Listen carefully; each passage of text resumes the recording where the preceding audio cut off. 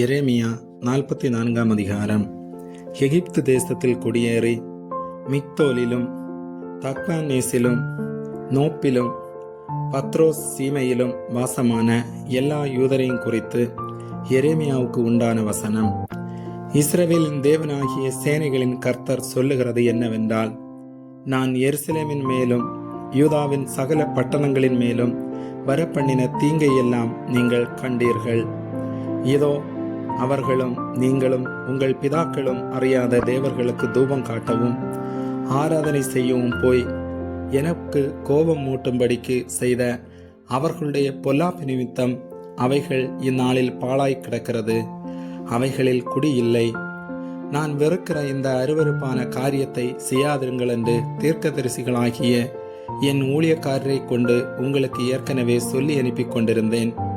ஆனாலும் அவர்கள் அந்நிய தேவர்களுக்கு தூபம் காட்டாதபடிக்கு என் சொல்லை கேளாமலும் பொல்லாப்பை விட்டு திரும்புவதற்கு செவியை சாய்க்காமலும் போனார்கள். ஆகையால் என் உக்கிரமும் என் கோபமும் உண்டு. யூதாவின் பட்டணங்களிலும் எருசலேமின் வீதிகளிலும் பற்றி எறிந்தது. அவைகள் இந்நாளில் இருக்கிறபடி வனாந்தரமும் பாலமாய் போயிற்று. இப்போதும் இஸ்ரவேலின் தேவனும் சேனைகளின் தேவனுமாகிய கர்த்தர் சொல்லுகிறது என்னவென்றால், நீங்கள் யூதாவில் ஒருவரையும் உங்களுக்கு மீதியாக வைக்காமல் உங்களில் புருஷனையும் ஸ்திரீயையும் பிள்ளையும் பால் குடிக்கிற குழந்தையையும் வேறற்று போக பண்ணும்படிக்கு உங்கள் கைகளின் கிரியைகளாலே எனக்கு கோபமூட்டுகிற பெரிய பொல்லாப்பை உங்கள் ஆத்துமாக்களுக்கு விரோதமாக செய்து உங்களை வேறற்று போக பண்ணுவதற்காகவும் நீங்கள் பூமியின் சகல ஜாதிகளுக்குள்ளும் சாபமும் நிந்தையுமாய் இருப்பதற்காகவும் நீங்கள் தங்கியிருக்க வந்த எகிப்து தேசத்திலே அந்நிய தேவர்களுக்கு தூபம் காட்டுவானேன். யூதா தேசத்திலும் எருசலேமின் வீதிகளிலும் உங்கள் பிதாக்கள் செய்த பொல்லாப்புகளையும் யூதாவின் ராஜாக்கள் செய்த பொல்லாப்புகளையும் அவர்கள் ஸ்திரீகள் செய்த பொல்லாப்புகளையும் நீங்கள் செய்த பொல்லாப்புகளையும் உங்கள் ஸ்திரீகள் செய்த பொல்லாப்புகளையும் மறந்து போனீர்களோ?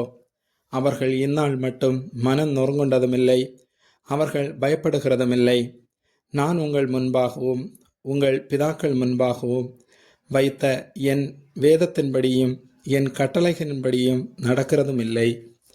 ஆகையால் இஸ்ரவேலின் தேவனாகிய சேனைகளின் கர்த்தர் சொல்லுகிறது என்னவென்றால், இதோ நான் உங்களுக்கு தீங்குண்டாகவும் யூதாவனத்தையும் சங்கரிக்கத்தக்கதாகவும் என் முகத்தை உங்களுக்கு விரோதமாக திருப்பி எகிப்து தேசத்திலே தங்கும்படிக்கு வர தங்கள் முகங்களை திருப்பின மீதியான யூதரை வாரிக்கொள்ளுவேன்.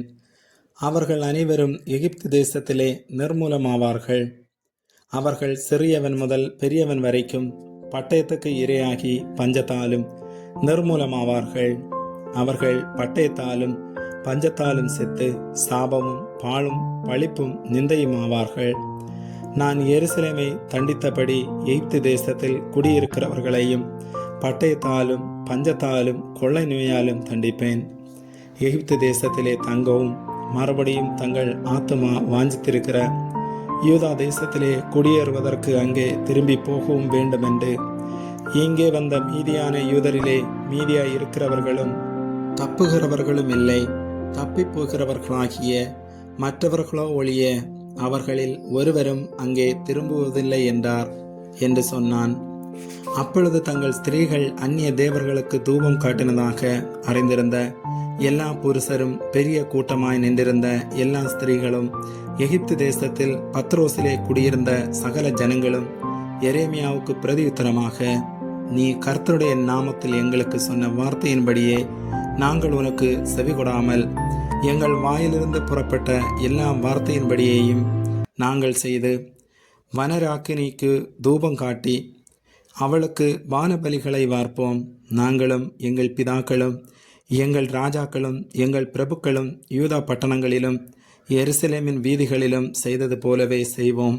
அப்பொழுது நாங்கள் அப்பத்தினால் திருப்தியாகி ஒரு பொல்லாப்பையும் காணாமல் வாழ்ந்திருந்தோம். நாங்கள் வானராக்கினிக்கு தூபம் காட்டாமலும் அவளுக்கு பானபலிகளை வார்க்காமலும் போனது முதற்கொண்டு எல்லாம் எங்களுக்கு குறைவுபட்டது. பட்டயத்தாலும் பஞ்சத்தாலும் அழிந்து போனோம்.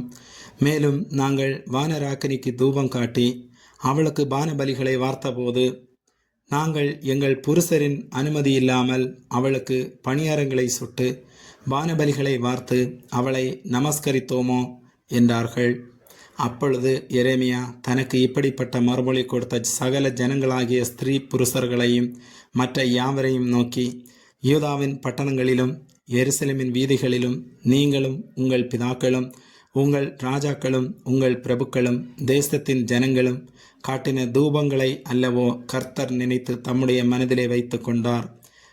உங்கள் கிரியைகளின் பொல்லாப்பையும் நீங்கள் செய்த அருவருப்புகளையும் கர்த்தர் அப்புறம் பொறுத்திருக்க கூடாதபடியினால் அல்லவோ உங்கள் தேசம் இந்நாளில் இருக்கிறபடி குடியேற்ற அந்தரவெளியும் பாழும் சாபவுமாயிற்று.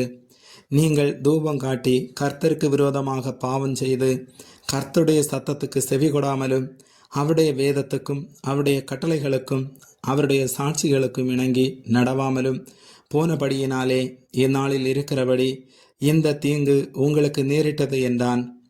பின்னும் எரேமியா சகல ஜனங்களையும் சகல ஸ்திரீகளையும் நோக்கி, எகிப்து தேசத்தில் இருக்கிற யூதராகிய நீங்கள் எல்லாரும் கர்த்தருடைய வார்த்தையை கேளுங்கள்.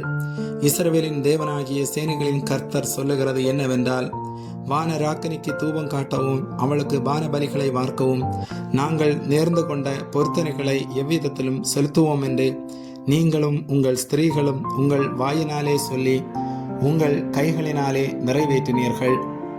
நீங்கள் உங்கள் பொருத்தனைகளை ஸ்திரப்படுத்தினது மெய்யே, அவைகளை செலுத்தினதும் மெய்யே. ஆகையால் எகிப்து தேசத்தில் குடியிருக்கிற யூத ஜனங்களாகிய நீங்கள் எல்லாரும் கர்த்தருடைய வார்த்தையை கேளுங்கள்.